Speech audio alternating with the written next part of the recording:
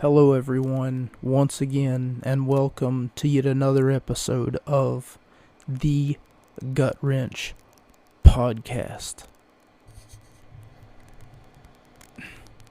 Thank you all for joining me in this episode of the Gut Wrench Podcast. This episode is more of a satirical look back at wrestling's funniest moments, and not really, I won't say funniest, rather we're looking at one episode from 2016 in particular. So, not only is this episode a train wreck for a bunch of reasons, but also, see, here's what happened, okay? So,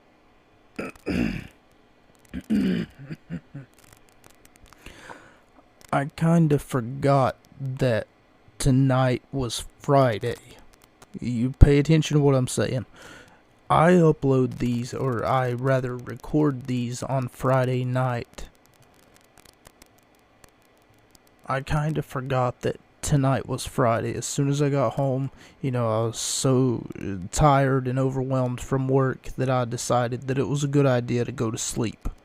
And whenever I woke up, I realized something. It's 9 o'clock.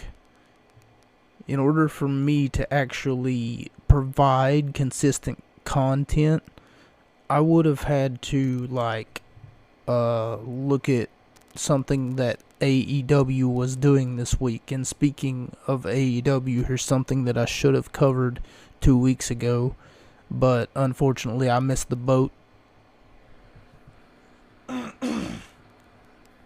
I missed my opportunity to make this announcement, but I'm sure that you've all heard already that after years, the last time that she wrestled was probably 2014, I want to say. The last time that she was relevant, rather, was probably 2014.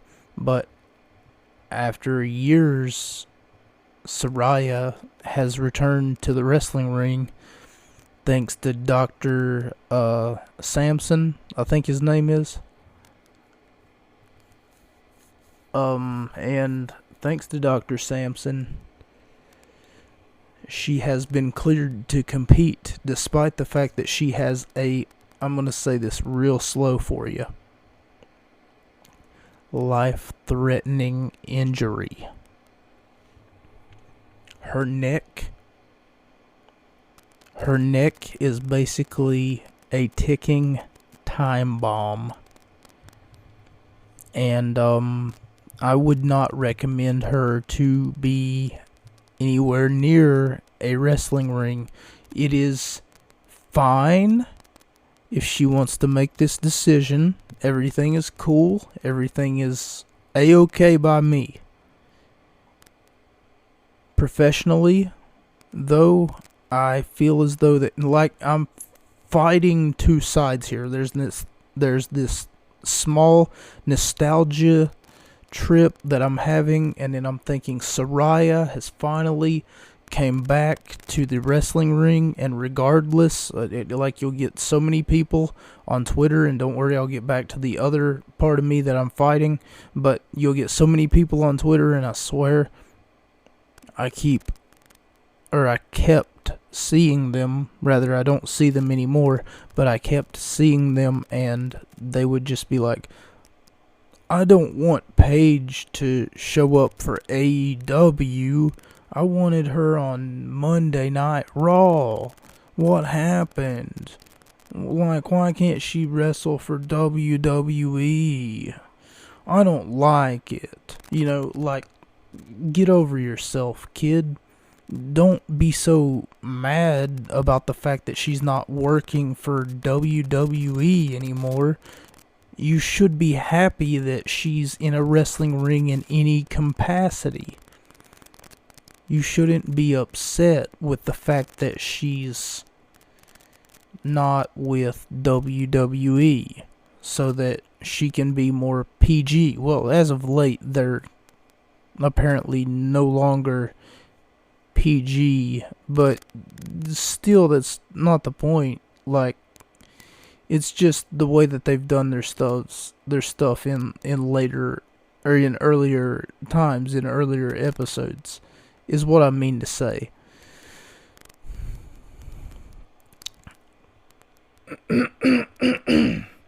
And the fact is that whenever you think about,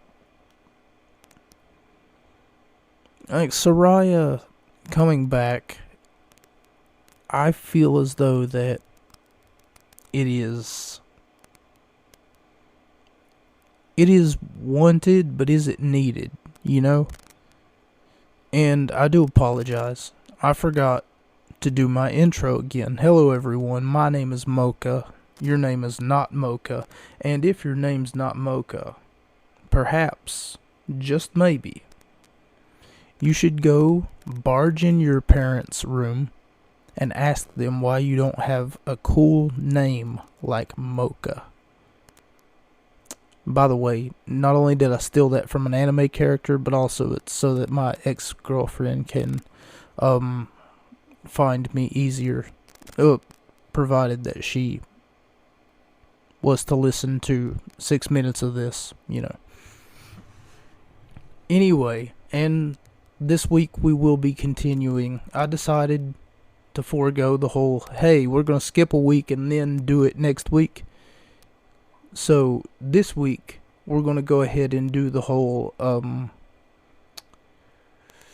giveaway thing like I did last week, or I attempted to do last week, but nobody budged. Like, nobody.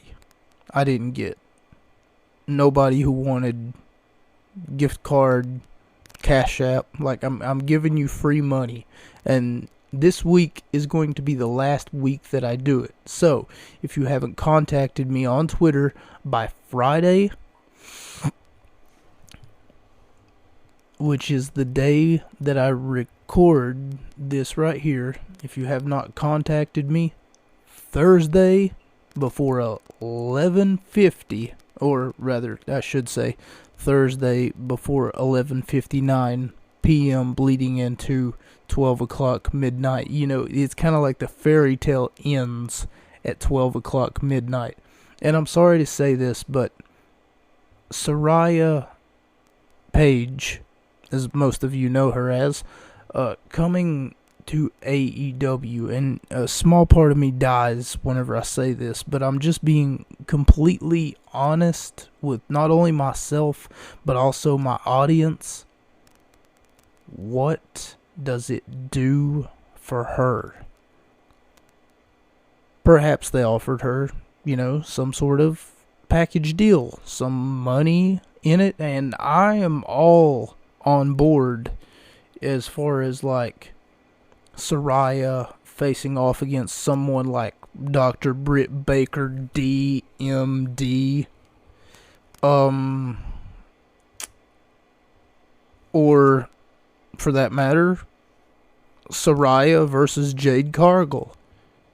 That sounds really good, and I'm a huge proprietor, especially of women's wrestling, as you all know, because I push for women's wrestling more, if not almost as much as the men, as I do push for the men's wrestling, rather. This week, though, like I said, I forgot, for whatever reason, I neglected to look at any sort of media to cover a wrestling,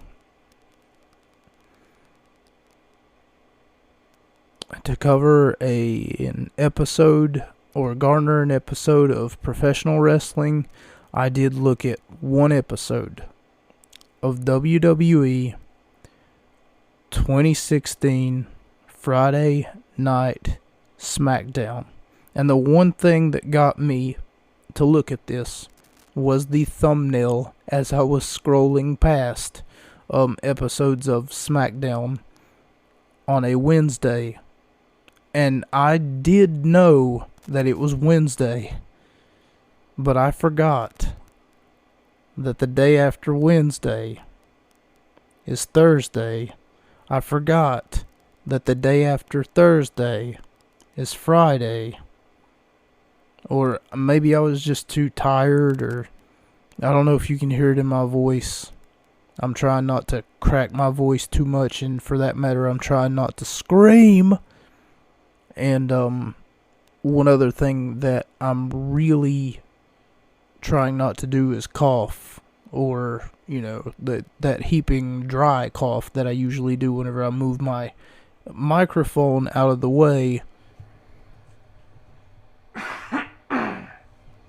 like that. But sometimes my throat gets dry. I don't know. This podcast, this platform, is less about my throat being dry, less about how much I cough, less about how much I forget about what day of the week it is, and more about one thing, and that's what we're going to be getting into here in just a second. And also, I'm going to tell them, tell you guys, not really them, what I feel as though that they could have done right. Because in 2016, I was faced with a very small problem. And this really highlights one of those problems that I was faced with, as far as me being a wrestling viewer goes. But no one on Twitter at that time, and also at that time I only had like 34 followers on Twitter, and I kept tweeting stuff like hashtag new followers, hashtag where the party at, because I was under the impression that no one wanted to follow me because of my YouTube channel, which, granted, doesn't really have that much of a viewership in the first place. I didn't know what it was that people weren't following me, because I had Twitter since like 2016, 2019. Well, before 2019, but I'd had Twitter 2014 maybe, but that's whenever my first Twitter got banned, because a group of people who disagreed with what I said, this is why I'm very careful on what I say with Twitter, and I try not to get into arguments really, but a group of people who are Kevin Owens fans, as well as Sami Zayn followers and fans, and don't worry, Sami Zayn has me blocked, so I can't see anything unless I was to make an alt account to view his, like, him blocking me is honestly a blessing in disguise, because I didn't want to see anything that he retweets, that his fan base retweets anyway. However, 11/22/2016. This show, as I stated before, is a little bit chaotic. On the wrestling side, you really don't have that many great, and I'm going to really highlight the word great, you don't have that many great wrestling matches. And really, it's not the wrestling matches that we're concerned with, but rather the entertainment value that the stories behind the wrestling matches bring. Are you following me so far? Because growing up, I was always told that wrestling is like, quote, a soap opera for men, which I don't necessarily think is true.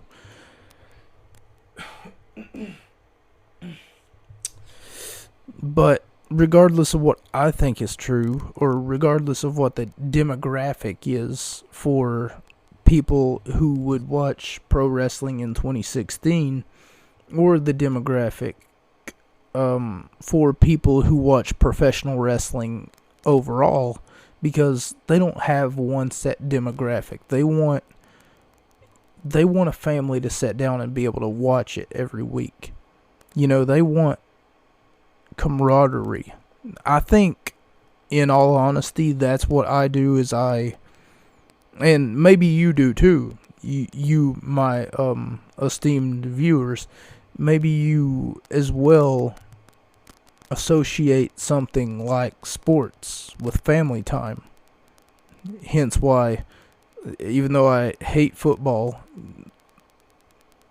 everyone and their mom likes football for whatever reason. Every time that it comes on, it's like, oh, the game's on. Oh, let's watch it. Great.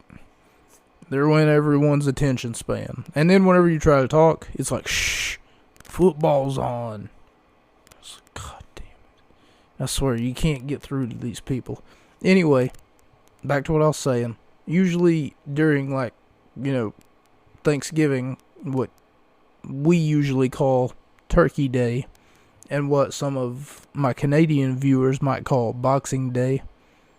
I'm not really sure why, but yeah, culture, Maybe you prefer boxing over a cooked ham and a cooked turkey. I'm not really sure what your train of thought is over here, but it's fine. It's all good. My point, of course, being is that you would eat some turkey, have some mashed potatoes, maybe some gravy, some corn, a roll, some stuffing on the side, maybe some hot dogs, some hamburgers, a little bit of macaroni. I hate macaroni, but each is to their own, I guess. Potato salad, love me some potato salad. You get your plate and your sides and your drink. Hopefully it's a big drink because you're going to need it for all that food. But nonetheless, you get all this. You sit down. You just want to watch a football game or a basketball game or the college game. Because, college kids don't celebrate Thanksgiving. Everybody knows that. Anyway, I suppose that it's enough with the stick and enough with the long-winded introduction.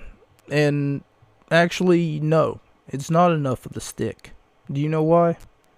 Because I've been bouncing the ball of, I guess you could say, stalling in one way or another, or for that matter, talking about Soraya, talking about everything under the sun for nearly 20 minutes. Now you know how I felt whenever I was watching this episode of Professional Wrestling, WWE's SmackDown Live. And had that been the case, I made a note here that said 20 minutes in and we get our first wrestling contest. And for that matter, it sucked. But we're going to go ahead and recap what happened on this night, 11/22/2016. Shows highlights from the November pay-per-view, which is Survivor Series, and I can't spell Survivor nor Series, so I just put November pay-per-view. And putting the SS would also lead me to believe that it was either Survivor Series or SummerSlam, so I didn't want to confuse myself later on down the road. It shows the highlights from the November pay-per-view, the last Sunday SmackDown reigned supreme. So, for those of you not in the loop, Survivor Series has their annual, 5-on-5 elimination tag team to figure out who the sole survivor is. It would mean something if the sole survivor got anything out of being the quote sole survivor for their team rather than just bragging rights for that year. And the year's almost over. So almost for a month you can come out and say, oh yeah, well I was the sole survivor this year. So put that in your pipe and smoke it. You can't But like the sole survivor doesn't get anything, you know? It would make sense if the sole survivor got like the last entry number into the Royal Rumble for like that year, or if the sole survivor got a championship match later on down the line, and it would make it mean something too. Ric Flair said it best whenever he said that this business is about two things: breaking necks and cashing checks. And then he went on to go, woo! Woo! Woo! Like that. Sort of. Shane McMahon comes through the ring after we watch those highlights from the Survivor Series pay-per-view. Shane McMahon comes through the ring. We hear the "Here Comes the Money." And we get the Shane O'Mac chants. And Shane McMahon makes one fatal mistake. He says, he basically comes out and puts Dean Ambrose's name in his mouth. So then Ambrose comes down to the ring.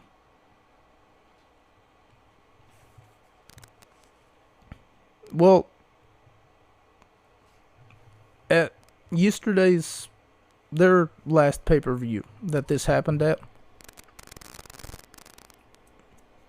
Dean Ambrose briefly teamed up with his Shield brethren and put AJ Styles through an announce table at that year's Survivor Series. Now, that's a problem because Dean Ambrose is on SmackDown. His Shield brethren at the time were on Monday Night Raw. And, I mean, AJ Styles, the guy that he put through the table, was also on his team at the Survivor Series. So, it becomes somewhat of a question as to why he did what he did. And for the remainder of the night, after Shane McMahon and Dean Ambrose have a sort of a conversation, McMahon wants Ambrose to leave the arena, and he leaves the arena. He leaves twice, but we'll get to that in just a second.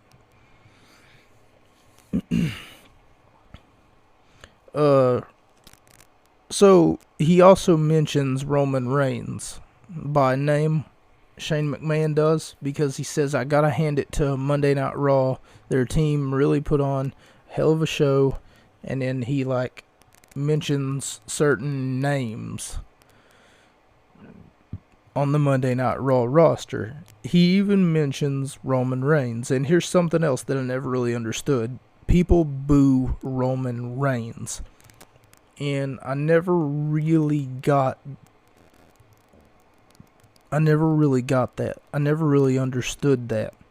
Was it because of the Royal Rumble? The year prior? Like the 2015 Royal Rumble? What was it?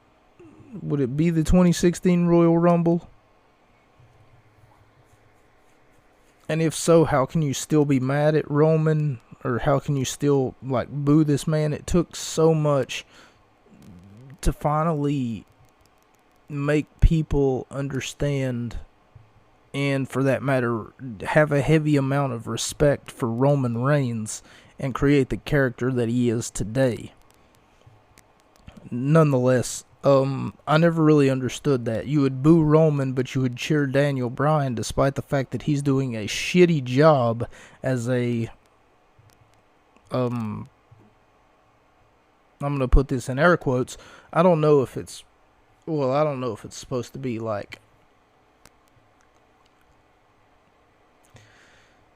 was his job as general manager supposed to be kayfabe?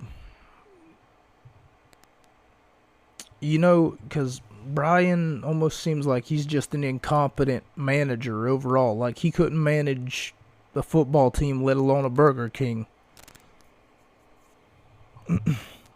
James Ellsworth single-handedly took out Braun Strowman. So they show these clips from the Survivor Series. Braun Strowman is on the Raw team, and James Ellsworth, for whatever reason, was on the SmackDown team. And yeah, they say that James Ellsworth single-handedly took down Braun Strowman, but all I see is Ellsworth get up, and whenever he does get up, it looks like that he's hiding under the announce table. From the highlights that they shown, they're almost like told through pictures, you know? And anyway, Ellsworth gets up in a black and white photo, and he looks like he's really surprised. And then JBL or Cole or someone is yelling, "Well, what the hell just happened?" I don't know, dickhead. You're supposed to tell me, so that I ain't gotta watch this shit. Ambrose, Rollins, and Reigns put AJ through a table. Ellsworth gets a contract. Ambrose gets the night off. So basically, James Ellsworth says something along the lines of he wants a contract. AJ Styles comes out then, right? AJ makes his big appointed debut. He just basically comes out and he lays it on thick for James Ellsworth and lets him know that he doesn't deserve anything.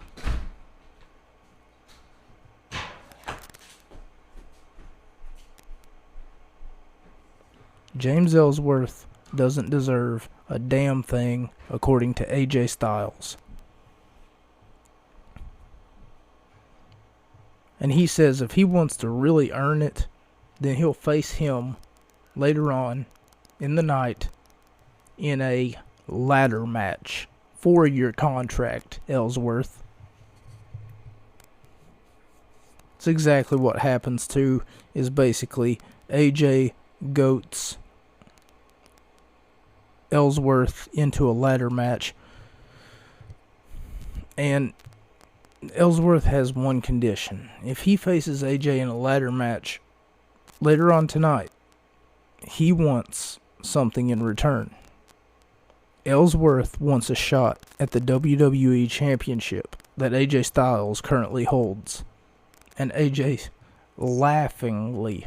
he's laughing directly in this man's face. He says, "Sure. You know what? Sure. I could beat you in under a minute," he says. And JBL on commentary is going absolutely irate. And he says stuff like, "How does this slug crawl out the swamp that he was in?" He's got the best insults. One of them includes, "It's as if an alien and the Loch Ness Monster had sex and had a baby. That's what you would get. You would get James Ellsworth." I swear, JBL on commentary is golden. He's the peak of commentary. Regardless of the fact, he gets a contract. If line you want to think about it, okay. So James Ellsworth says that he already beat AJ twice, but he'll do it again, and he'll do it in a TLC match if he has to.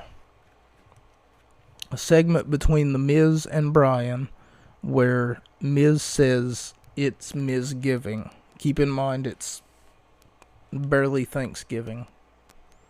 It was Friday night SmackDown. I don't even think that was the last Thursday in November, but just keep that in mind. The Miz says it's Mizgiving, and he's going to celebrate, and Bryan should be thankful Miz was able to keep the championship on SmackDown, because Bryan had to face off, The Miz had to face off against two other competitors. He had to face off against Kalisto and Sami Zayn of Monday Night Raw. Sami Zayn of Monday Night Raw and Kalisto of Friday Night SmackDown is what I should have said, because both of them were not from Monday Night Raw. But nonetheless, what I mean to say is that The Miz basically comes to Daniel Bryan with a huge complaint, and then he's basically like, how come you never give me an opportunity? You know, I am your Intercontinental Champion after all. And of course, Bryan, and this is the thing that really got me at the time, I didn't like the fact that Bryan was, and this is probably why I had 30 followers back then, because I had an unpopular opinion. And if that's what you want to call it, an unpopular opinion, I simply used facts to back up my arguments back then. And if I have to, I'll do it again here. Bryan was a lackluster general manager at best. He really didn't understand the concept of, oh, this man has a championship, and even though I don't like him, even though I don't like The Miz, maybe I should respect the fact that he's the champion, I'm the general manager. It would be like if I walked into Walmart, my manager didn't like me, so she didn't want to work with me at all, you know, to the point to where she was just like, oh, I've had about enough of you crawling up and down this hallway here at the Walmart.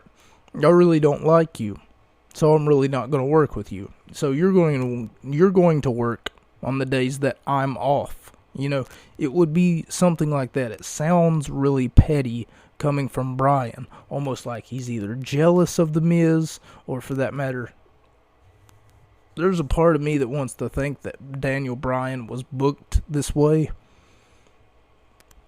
that it was booked to look like he doesn't like The Miz, but to me it seems like it's very genuine that he just doesn't like The Miz at all.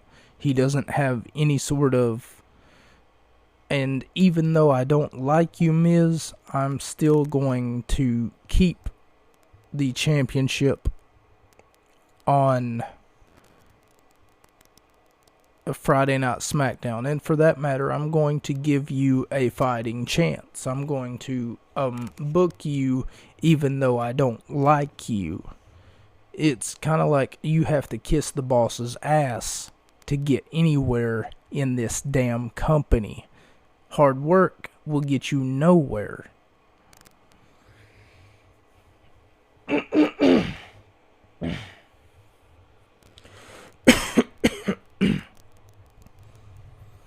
And for me, it comes off a little bit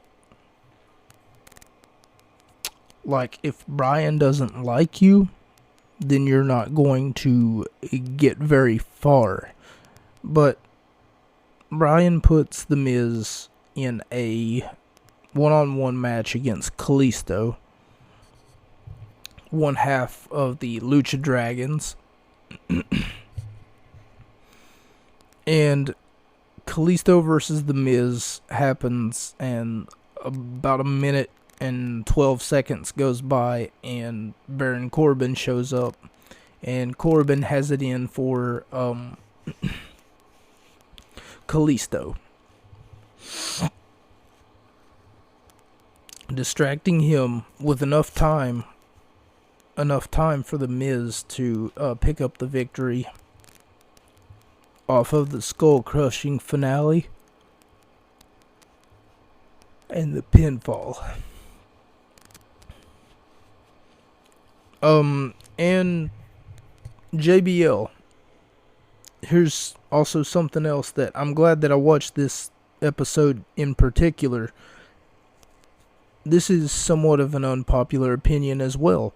So I've also gotten a lot of heat for my disdain, my dislike of Kevin Owens. And one reason that I don't like Kevin Owens, one reason out of many, is because of how unathletic he truly is. Of the fact that he moves like a snail in a winter snowstorm. I feel as though that the Big Show could move a lot faster than him, and people who are far, I want to say bigger than him. And I mean that in physique wise, because I don't know, like, who's going to be fatter, you know, if we were to put them on a scale, or for that matter, weigh them, you know, who would be the biggest of the two? Samoa Joe, the big Samoan submission machine who's made a name for himself doing practically everything and anything, and he makes it look good, by the way. Whenever Samoa Joe is in a wrestling ring, you know that he is a absolute dominant force in professional wrestling. And if you've never seen Samoa Joe in Ring of Honor, maybe you've seen him in Impact Wrestling, or maybe you've seen him and it took him this damn long to get to WWE, only to have it pulled away from him. He got fired twice within 24 hours, and then got fired a third time, like, weeks later. Or it probably wasn't weeks. I'm not 100% for sure. But, you know, just to get fired a third time on top of that. Like, WWE doesn't necessarily have their ducks all in a row, and it really shows. David Otunga talks about Kevin Owens' waistline on Twitter. He said that he's going to get in trouble no matter what he says, and JBL once again comes in, and then he says, David, if you have anything to say to me, you can say it over Twitter. I see that's where you like to pick your fights. So, of course, he's talking to David Otunga about the fact that he's been picking fights over Twitter, and one thing that apparently Otunga said, because Otunga mentioned it, the fact that he talks about, quote, Kevin Owens' waistline. Now, this is not the first time, believe it or not. This is one of at least 2 times that I've heard of, but I'm sure that there are more instances where people would pick on Kevin Owens because of his size. Now, it's not... He looks like a short, fat, cracked up version of Danny DeVito. That's exactly what Kevin Owens looks like. If you're a Kevin Owens fan, I do apologize for the things that I'm saying about your hero, and I do apologize if it makes you feel some sort of way. I'm simply calling things as I see them. And one thing that I do realize is that people who work for what they have tend to keep it. But people who don't work and they very amusingly suck the boss's teat and live off of their reputation as a... Oh, you remember that time I did that thing in Ring of Honor? Yeah, it was pretty cool, man. Answer me this. If Kevin Owens is so good, why did it take him nearly 16 to 20 years to make it to WWE? You would figure that he would want to be there whenever they were at the peak of competition in which that Kevin Owens more than likely couldn't hang with.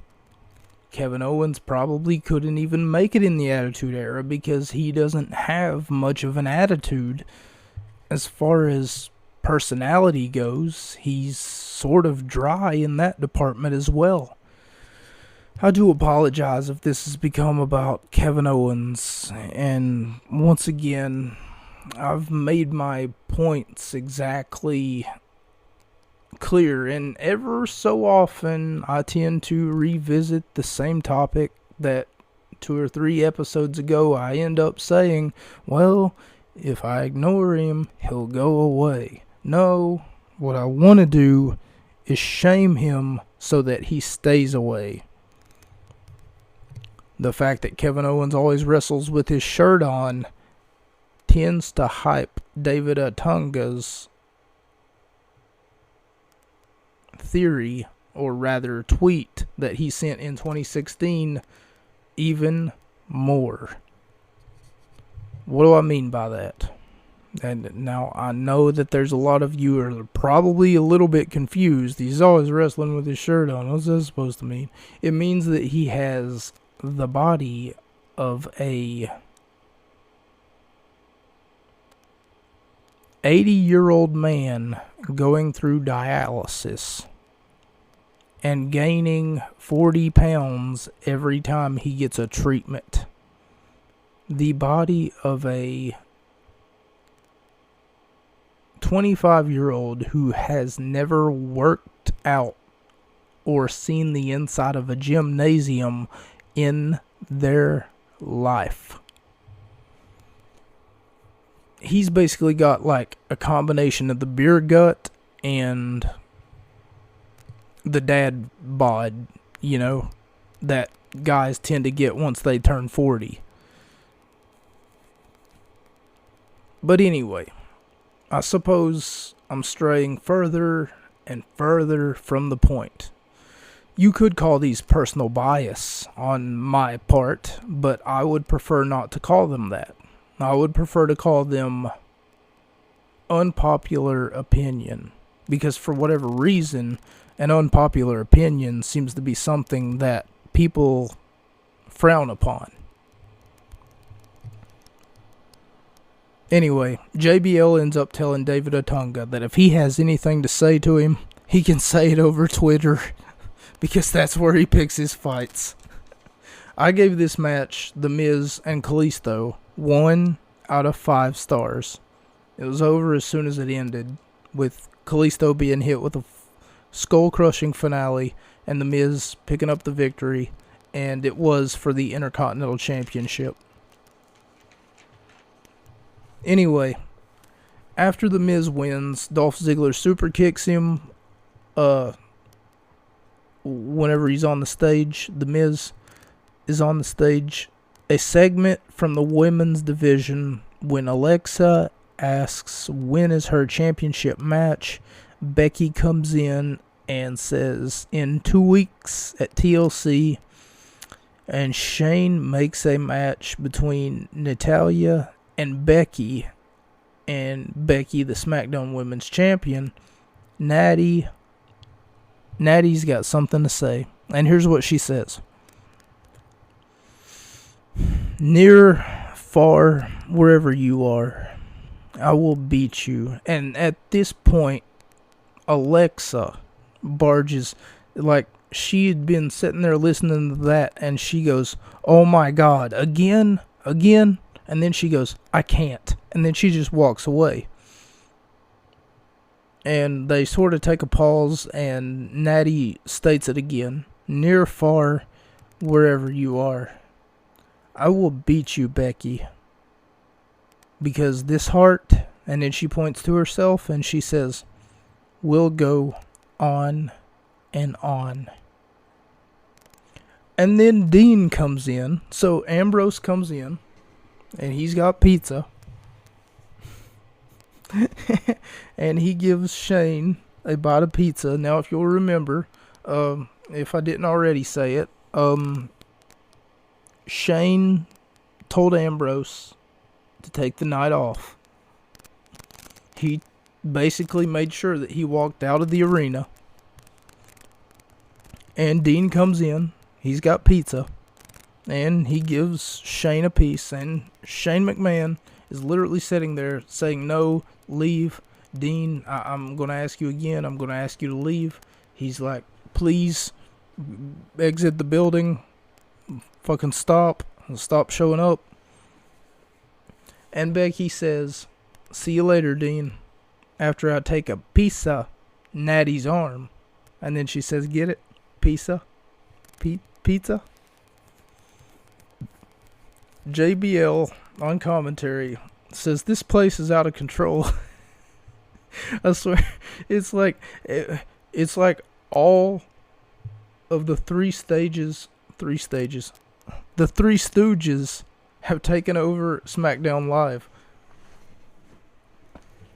And I swear, it's the most hilarious thing you'll ever see. If you ever go back, watch this. And watch this. Don't take notes like I did. Just go back and watch it for the nostalgia trip. The only reason that I watched it, though, was because I seen a thumbnail. And the thumbnail was basically Dean Ambrose dressed up as the Mountie. And don't worry, we'll get to that.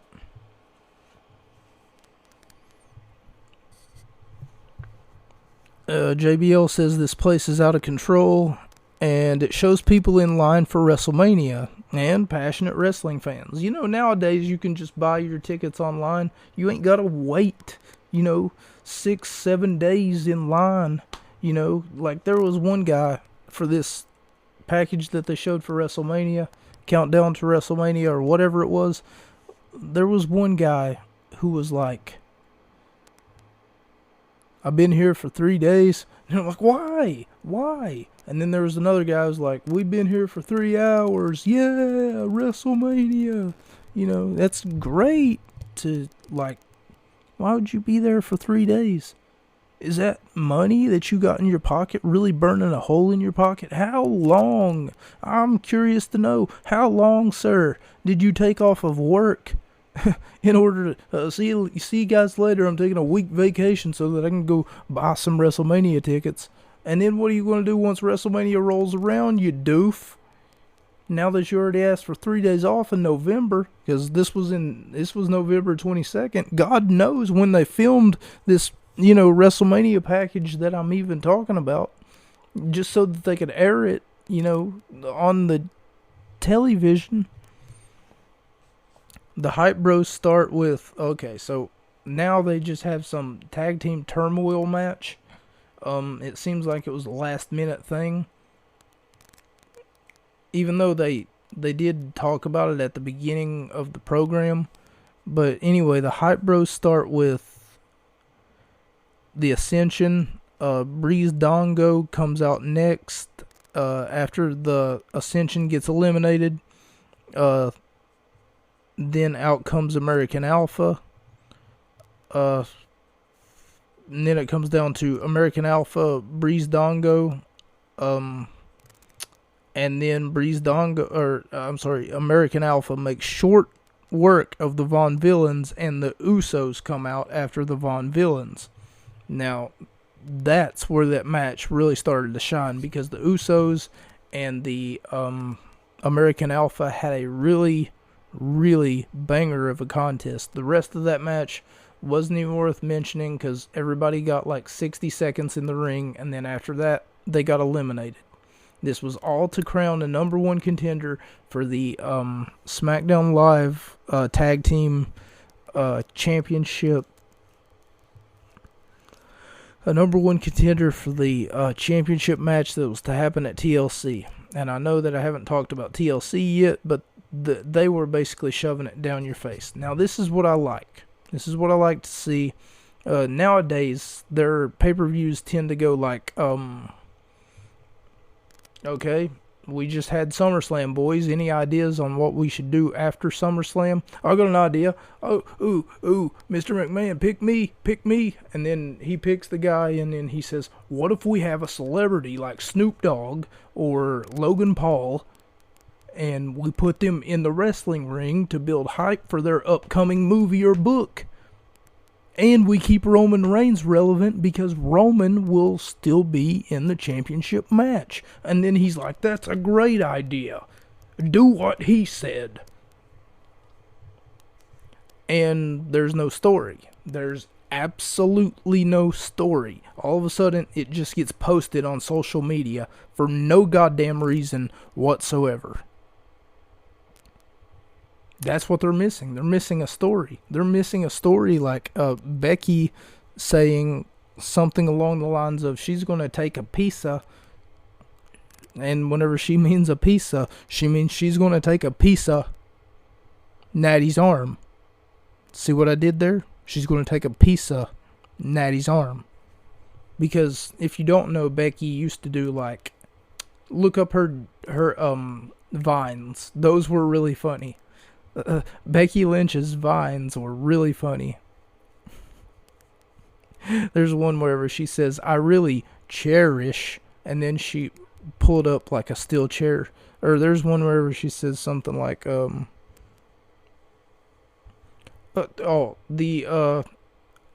was talking to Paige, I think. She said, "Your actions last week, Paige, I really appall them." And then she picks up an apple. Okay, I'm sorry. They're all funny. You guys would have to look them up though.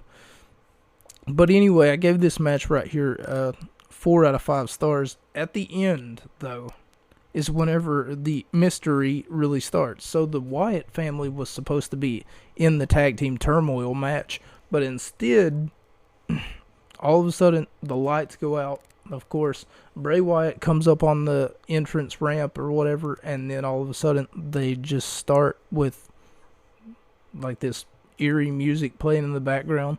And for whatever reason, Randy Orton's there, and so is Bray Wyatt, and so is Eric Rowan. And then I'm like, I don't remember this version of the Wyatt family, but I mean, it works.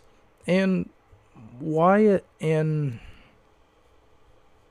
Orton end up saying, because we're not just a team, we're a family. And then Wyatt basically says that he's going to show up next week, and they will continue next week. And the last thing he says is, "Run." Very eerie promo from Bray Wyatt, despite the fact that at this time, Halloween was over. James Ellsworth comes into the picture talking to Bryan.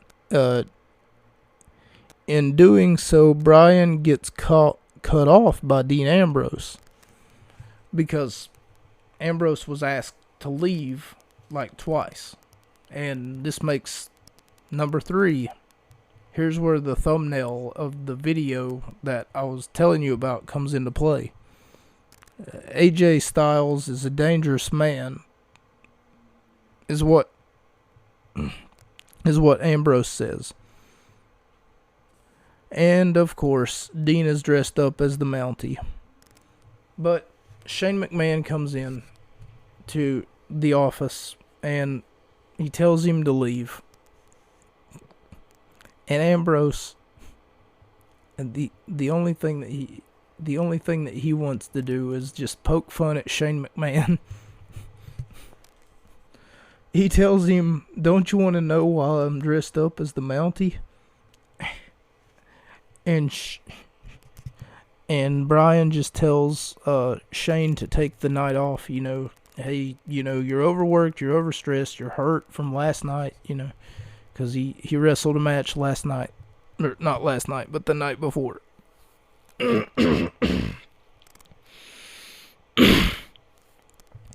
And anyway, he's like, "No, I don't want to know why you're dressed up as the Mountie. I don't care.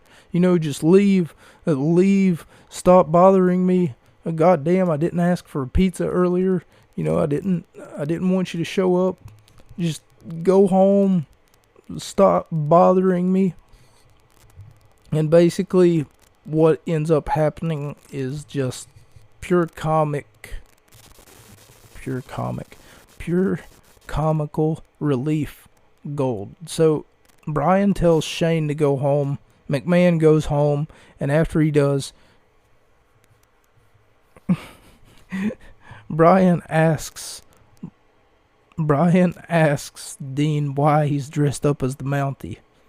And Dean Ambrose, with a straight face, takes off his glasses. He says, "Isn't it obvious?" And, of course, Bryan, visibly confused.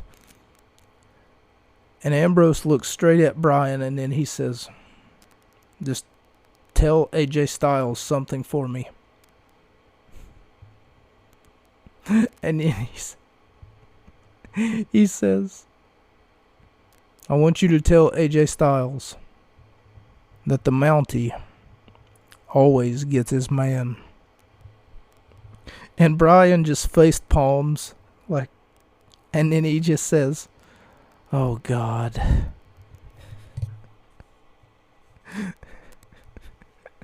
Dean Dean tells Shane McMahon as he's leaving, he says, "I'll tell you next week," why he's dressed up as the Mountie. And then we get our next match, Natalya versus Becky Lynch. You don't get to see a lot of it because they cut like commercial break or whatever, because this was played on live television. It's maybe 3 or 4 minutes, and then after that, after Natalya taps out, Alexa comes in and she basically gives Becky Lynch what for. She basically puts Becky down, and there's a controversy too surrounding her match. So Alexa tapped out last pay-per-view that we just got done talking about, which is the Survivor Series. Alexa tapped out, but also her foot was under the rope. So apparently the referee is blind, or something like that. But whenever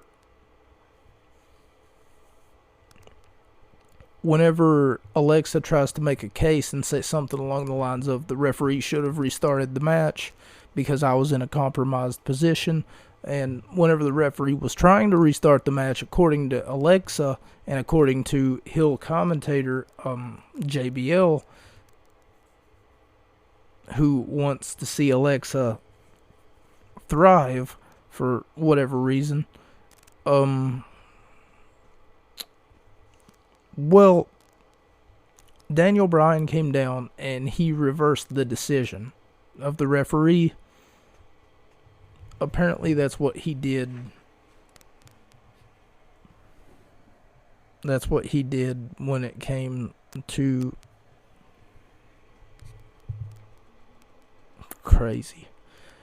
when it came to the women's SmackDown Championship match.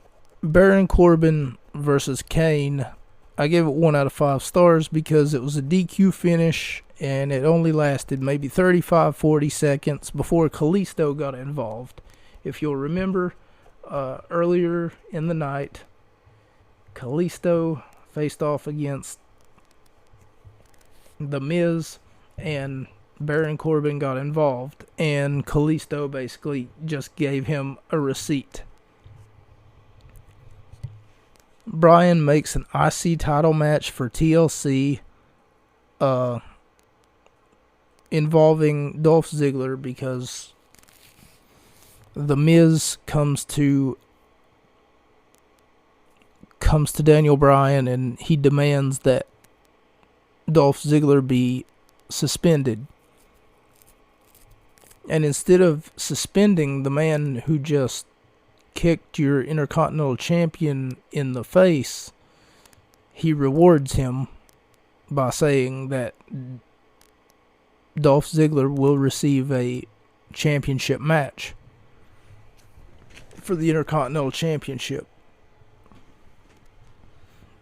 Now in 2016, it was a very different landscape provided. What I would do is not give Daniel Bryan the opportunity in order to be the SmackDown general manager, or for that matter, if he's the general manager and Shane McMahon is the commissioner, I don't really see what. I feel like that these are meaningless titles just to give them more screen time, to create the illusion that they actually hold power.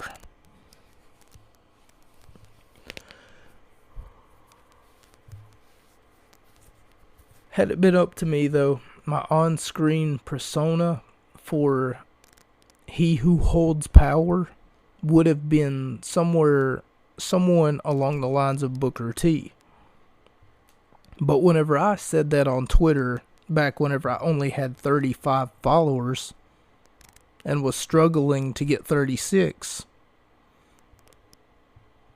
back when I said that, someone tweeted back at me and said, no, Booker T is not the right fit, and Daniel Bryan is more popular. So tell me how Daniel Bryan is more popular whenever Booker T has been commentary. He's been wrestling for more, probably longer. You know, like, it doesn't make much sense that Bryan would be more popular than Booker T. Maybe in the fans, in the youth, the younger fans, maybe, but they can always go back on YouTube whenever you appoint Booker T as your general manager, and they can always go back on YouTube and look at Booker T and all of his success. And their parents, sure enough, can say, hey, he used to wrestle whenever I watched wrestling. And tell their kids the stories and stuff. Mella's on the phone and Nikki trying to find out who attacked her at the Survivor Series pay-per-views.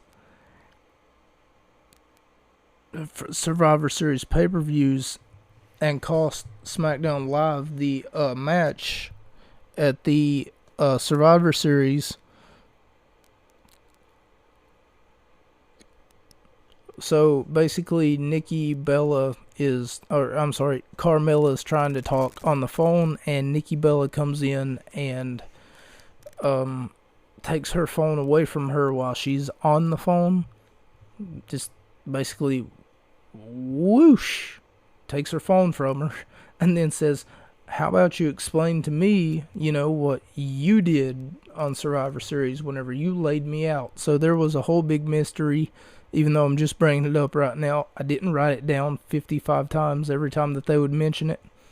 There was a whole big mystery about Nikki Bella and who laid her out, because apparently the women were one woman short in the 5-on-5 traditional Survivor Series type thing. But nonetheless, what I mean to say is,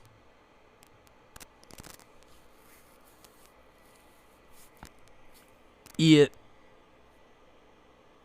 was almost like a storyline to fill time, instead of actually answering any questions. So the giveaway will be today, as I've recently mentioned, but not today, rather, but it starts today, extending into next Friday. You can come into my DMs on Twitter at P1_Bay. That's P1_BAY. There is no keyword or anything like that. I'm using a system of numbers. So if you're DM number 1 through 5, I'm going to let you know, hey, look, here's your choice of gift card, or here's your choice of money, and then I'll give you 2 or 3 choices, and then you'll, kind of like a multiple choice question, what do you want more? And there is no D, all of the above, because just giving it to one person, that's not fair, And also, I have a Halloween joke. Are you ready? I hope everyone is ready. Okay? Just let me cough really fast.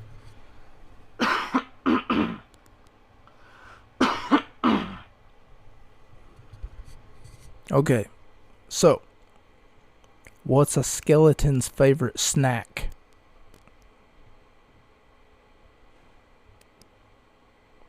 Ribs. Okay, sorry about that. Now, we come to our main event. As AJ Styles faces off against James Ellsworth, that chinless wonder.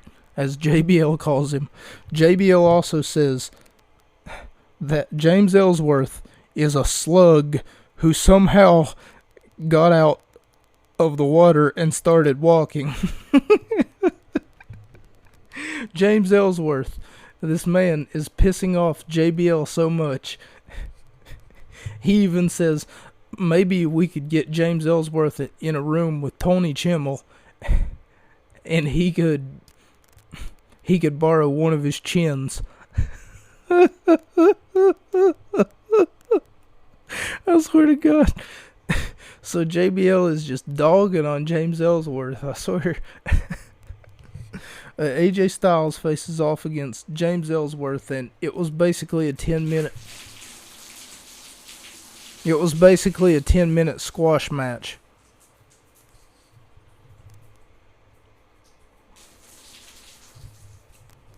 Thank you all for joining me for this episode of the Gut Wrench Podcast.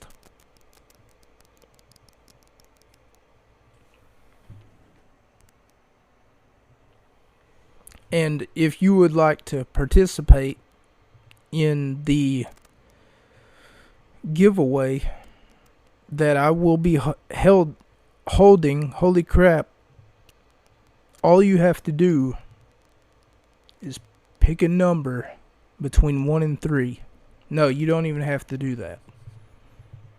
So, all you have to do is DM me and let me know what it is that you're looking for giveaway wise. Thank you all for joining me for another episode of the Gut Wrench Podcast, the only podcast that is endorsed by Chris Statlander.